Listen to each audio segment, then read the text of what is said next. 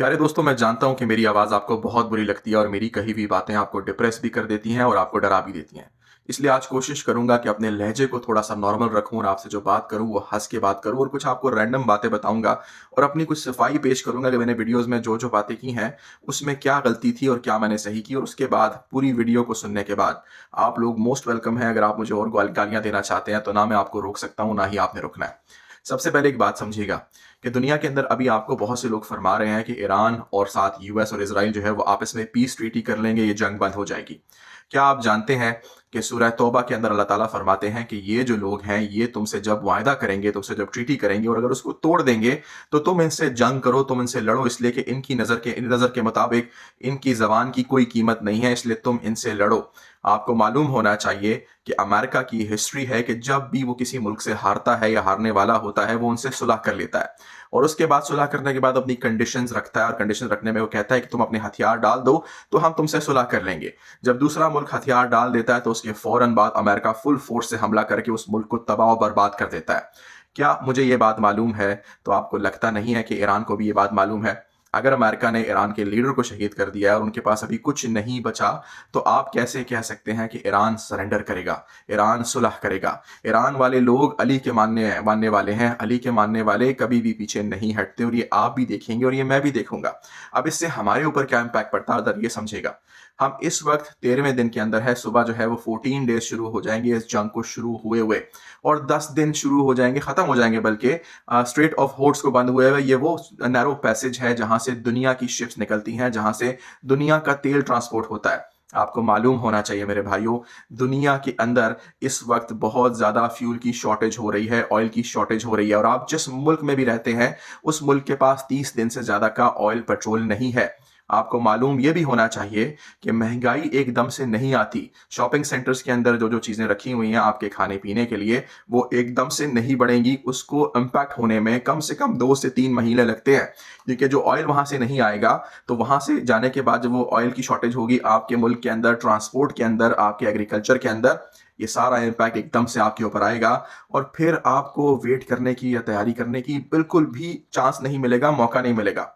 मैं माजरत चाहता हूं, मैं यहाँ पे हंसना भूल गया क्योंकि फिर आप डिप्रेस हो जाओगे, फिर आप डर जाओगे। देखिए जी, अगर आपको मैं डिप्रेस करता हूं तो आप मुझे ब्लॉक कर सकते हैं, मुझे आपके किसी एक से भी फर्क नहीं पड़ता। अगर आप में से एक बंदा भी मुझे ना सुने, मुझे फर्क नहीं पड़ता। मैं कंटिन्यू करता हूं एक और बात से कि जिन लोगों से आपका मुकाबला है, चाहे आप इस जंग के अंदर हो कि नहीं हो, वो लोग हर सूरत हाल में अपना मुनाफा कमाते हैं।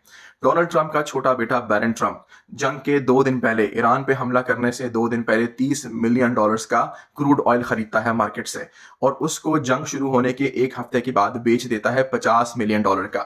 मतलब 7 से 9 दिन के अंदर इस छोटे से लड़के ने $20 मिलियन का प्रॉफिट कमाया है और उसके बाद जब इसने बेच दिया है तो फिर 2-3 दिन के अंदर ये जो फ्यूल की प्राइस है ये दोबारा से नीचे गिरी है। आप समझें कि हम लोग जुआरियों से, हम लोग गैम्बलर से डील कर रहे हैं इस वक्त और इस सब चीज का इम्पैक्ट आप पे और हम पर होता है। अब मैं आपको इतना भाषण क्यों दे रहा हूं, मैंने क्यों ये बात कर दी आपको एक वीडियो के अंदर कि शायद ये आखिरी साल हो सकता है कि आप अपने प्यारों से मुलाकात करने के लिए अपने अपने कंट्री जा सको। अगर आप किसी भी बाहर के मुल्क में रहते हो, जरा बात समझेगा मेरे भाई, यहां पर सिर्फ बात न्यूक्लियर वॉर की या किसी जंग की नहीं हो रही।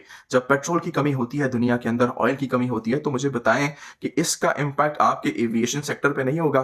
क्या आपकी जो फ्लाइट्स हैं वो 4 गुना 5 गुना महंगी नहीं होंगी? अगर आप मुझसे डिसएग्री करते हैं तो सिर्फ दुबई के हालात देख लें, लोग वहां पे 10 गुना पैसे देकर, टिकट देकर अपने अपने मुल्क भागने की कोशिश कर रहे हैं। तो मुझे बताएं कि जिस बंदे ने $1000 का टिकट लेना हो, जिसके पास 3-4 फैमिली मेंबर हो, उसका टोटल खर्चा $5000 के टिकट्स हो पाकिस्तान जाने के लिए, इंडिया जाने के लिए, क्या वो बंदा 20 से 25 हजार डॉलर या $50,000 अफोर्ड कर सकता है? अगर आप सिंगल भी हैं तो मुझे बताएं, अगर आपने पहले $1000 का टिकट लेना था पाकिस्तान, इंडिया, बांग्लादेश जाने के लिए, तो क्या आप उसको, उसी टिकट को जो है 5 से 6 हजार डॉलर में या 10 हजार में ले सकोगे?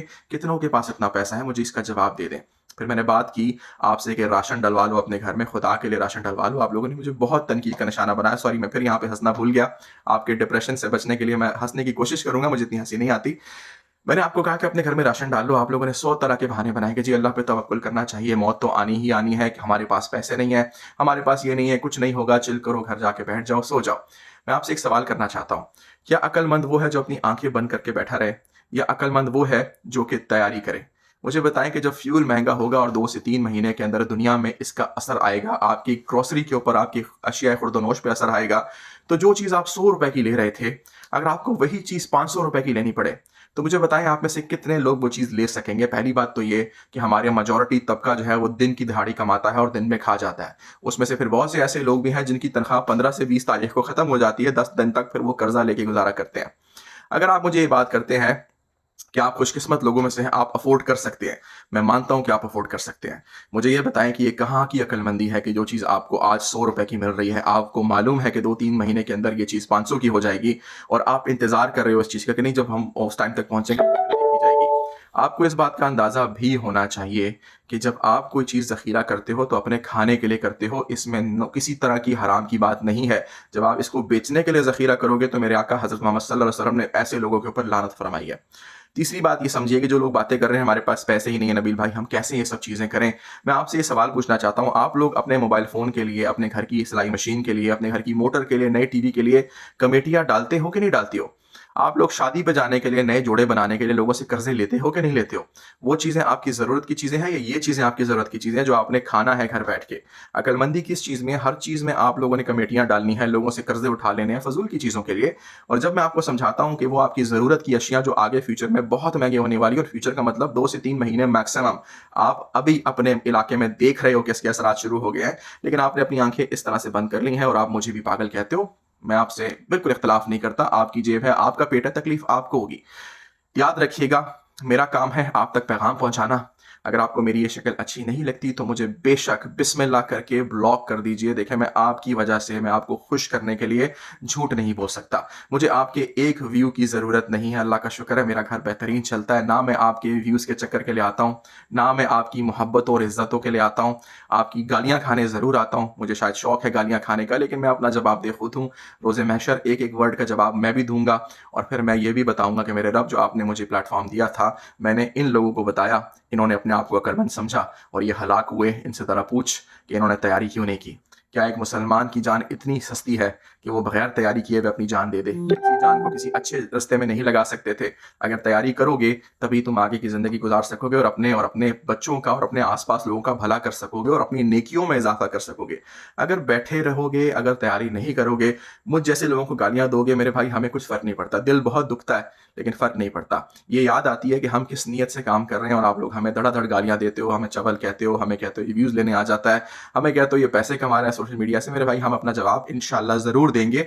रोज़े महशर खड़े होंगे अल्लाह के सामने और आप देखेंगे कि अल्लाह ताला हमसे क्या सवाल कर रहे हैं, हमारा किस तरह का हिसाब हो रहा है और फिर हम आपकी तरफ भी पॉइंट आउट करेंगे कि मेरे रब, हमने आपका पैगाम पहुँचाया, हमने अपने लोगों को गाइड करने की कोशिश की, लेकिन हमें गालियों का सामना करना पड़ा। मेरे अल्लाह इनके गुनाह जितने भी हैं, इनके सवाब हमारी तरफ पलटा और हमारे गुनाह इनकी तरफ पलटा। उम्मीद करता हूँ आपको समझ आई होगी मैं क्या कहना चाहता हूँ।